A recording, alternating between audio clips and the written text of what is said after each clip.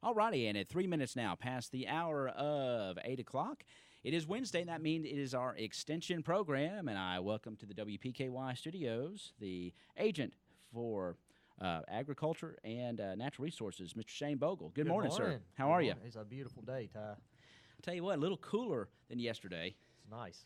And yesterday kind of snuck up on me. It's kind of funny. When I drove into work, there wasn't a lot of fog. I saw Facebook posts of people running into fog. Nothing mentioned in the forecast yesterday. And all of a sudden, about 7 o'clock, a fog bank rolled in from off I-69. Yes, and it stayed cloudy till probably Till 1 or 2 o'clock. Yeah. So kind of a strange, but they eventually got it right. It became sunny, and I tell you what, this is great weather for these farmers, I'm sure. It's also great for the kids we took 4-H camp. I was just going to mention that. Yesterday was they dropped. Everybody took off for 4-H camp, didn't Sure did, and my whole family's up there. Okay. And we dropped them off about a little before lunchtime, and they've had perfect weather. I don't know what the temperature got down to last night, but inside my house, it was 65 this morning with the windows up. Yeah, I think it was like 57, 56 when I got here. Yeah, that's so nice that's for perfect. June. Yeah. They kept the bugs away off of them last night, and they'll be rolling back in, I think, Friday afternoon. Friday yep. afternoon, Yep. Okay.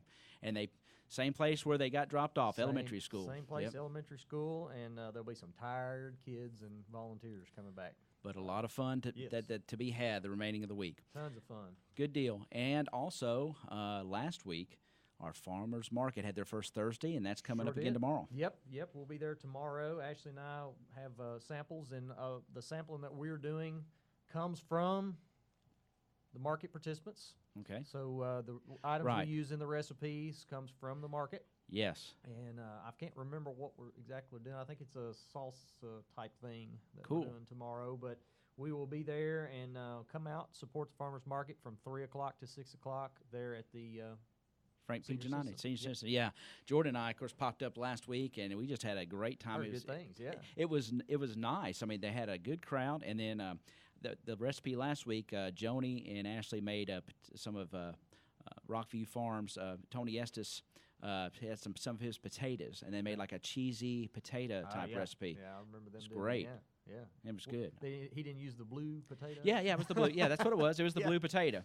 Yeah. And delicious. And I was talking to Tony, and I was telling him, people don't realize that, when you get a bunch of potatoes out there, they're used for different things. He was telling me, talking about which were good to cut up in a skillet maybe for some fried taters, and then which ones were kind of served whole, kind of fancy. But they all have a little bit different taste. A little bit, yeah. So, that's great, and we encourage everybody to come out. And I think Jen and maybe Colin will be here tomorrow morning to tell us support your local what they products. have. Yes, that money stays here locally and spent here locally and recycled here locally. And it's a great atmosphere up there at the farmers market. Come on out and enjoy them. So, I have been out a lot last few days. I've been real busy this spring, and I try and present stuff on here that I see weekly and what I get calls on. And yesterday I had 2 visits, and this time of year people's all excited about their fruit trees. Oh yeah. Waiting for those first peaches and first apples. And yes. One of our most common diseases that we're seeing in apples, I saw 2 different places yesterday, and this is a big year for it. Cedar apple rust. Ever heard of it, Ty? I have not. I'm not much of a farmer or a green thumb kind of guy, but tell us about it. I'm not really either. Yeah. But cedar apple rust is the most common disease that affects apples here in Kentucky. And I said cedar. Right. So that kind of lets you know that there's a little correlation. I was wondering about that. Cedar tree. Well, like a crossover we're well blessed with cedar trees. Yes, we are. Here in West Kentucky. And rust disease causes losses in orchards.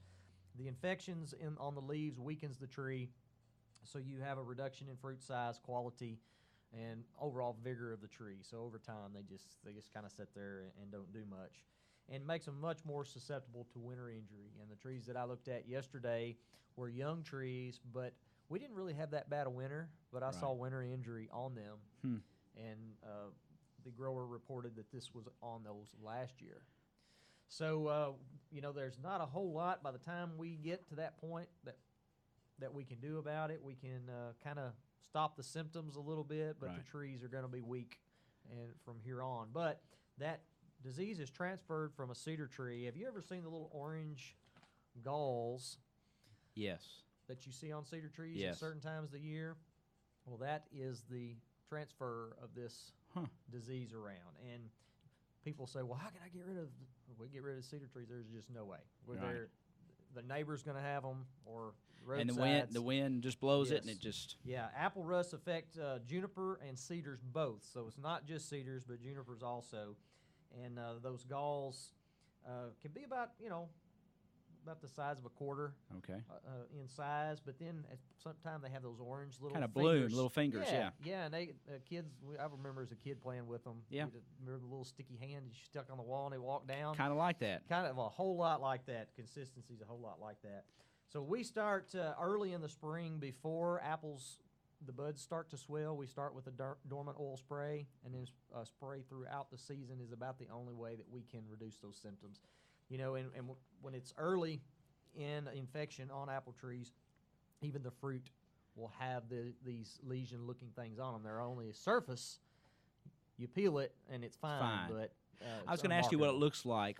How would someone identify it? I know it's kind of hard on the radio, but I'm going to let you use your skills there and try on to. the leaf, you're going to have an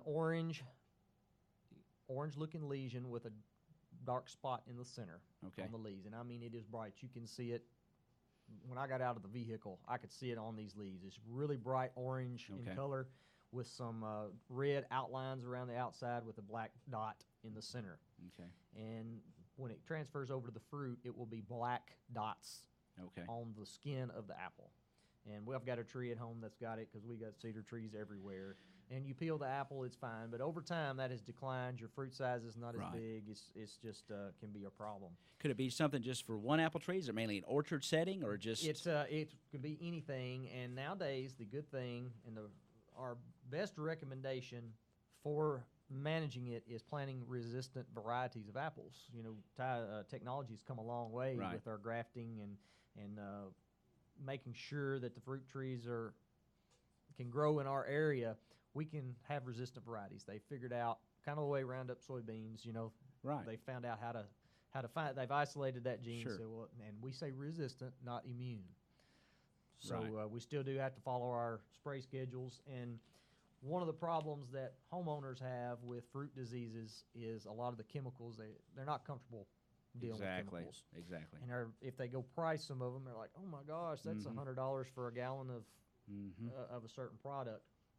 Well, in the last couple of years, our folks at UK has put out some simplified backyard spray guides. I love the title, simplified. Yeah, because our orchards and our large growers, they have air blast sprayers and mixes that they're in a cab tractor and they go through and spray, so it's not a big deal. But for a homeowner, it can be.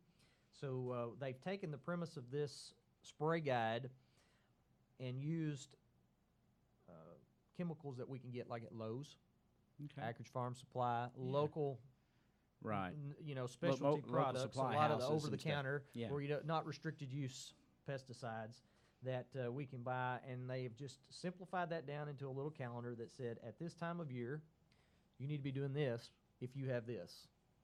And folks that have got this, it's only been out a couple of years, but folks that have got this is like, man, this is great, because our spray guides for commercials are about 300 pages. Wow, yeah, and that's a great guide for your average homeowner. And we have those for peaches, apples, pears. That's awesome. And anybody trying to produce a fruit, hang on your garden shed wall or something. Where at bloom time, I need to be worried about fire blight, or I need to be worried about cedar apple rust coming on. So we have all those available there at the extension office. Great. Plus information on this cedar apple rust. And when we're out, I see it. I try and get it on the radio and talk about it a little. So I think it's going to be a big year seeing a lot of that this year for the mild winter that we had. Right. And if trees were a little weaker anyway, they're more susceptible to. Okay. And I know the last time you were here and did the mole thing, lots of requests for that information. And I'm sure this is just as pertinent for folks out there that are thinking, okay, fruit trees, they're seeing this and they don't know what it is. They might not have called you yet. And they're listening this morning going, cedar apple rust. Well, maybe so. And that information is available. Just call us at the Extension office. We'll be glad to help send it to you at 270-365-2787. Yes, 2787. We'll try to post that, too, on our website so people can kind of get a look at it on our Facebook page. I'll leave these with you for sure. And I guess you've been out driving around in the county a little bit. Yeah, let's talk about that. A lot of farming going on. A lot of farming. It's about to get very busy. Wheat harvest is about Yes. to begin. Okay. Actually, it has begun.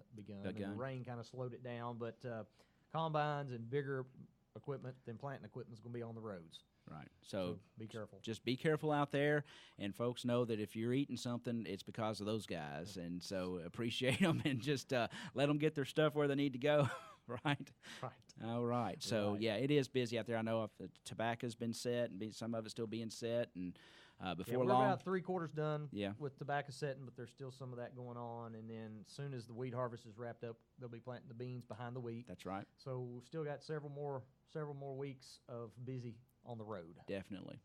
All right. Anything else we need to cover today, sir? Can't think of it. All right. Appreciate, again, what you do out there. And, folks, I would encourage you to contact Shane if you see anything or have any kind of questions, whether it's a garden, whether it's your fruit trees, you have pests in your yard. Shane has the resources, he has the information to help you, and that's what he is. That's what he's hired to do out there at the UK Extension Office. All the folks out there, it is a wealth of information, and it could be that you're wanting to make something, a craft. I mean, the Joni and Ashley out there can help you with that too. If it has something to do with cooking and food, they've got some great canning workshops coming up, and Yes. Joni's in the middle. I think she's doing her Cooking 101. That's Right. probably started. So just a fantastic resources at our UK Extension Office on US 62 West. Give them a call. They'll be glad to help you out if you have a question about anything. 270-365-2787 is the number to call. Shane, thank you so much. Yes, sir. And a good way to catch us face to face is at the farmers markets on Thursdays. Yes. We will be there every market. You guys are anchoring it down. Yep. Yep. Every And- market with recipes and fun stuff. We'll bring gardening information on the days that I'm there. Okay. And, stuff like this that Yeah. I see that's going on right at that time, we'll try to have at the market. Yes, and I we'll know folks last can pick week those up. Ashley and Joni had a big, all kinds of information there, recipes and gardening information. So stop by and see our UK Extension agents at the Farmers Market. Again, Farmers Market 3 to 6 tomorrow up on the hill at the Frank P. Janine and Senior Citizen Center. Shane, you have Thank a great you. day. Thank you so much for your time. That's Shane Bogle, everybody. He is our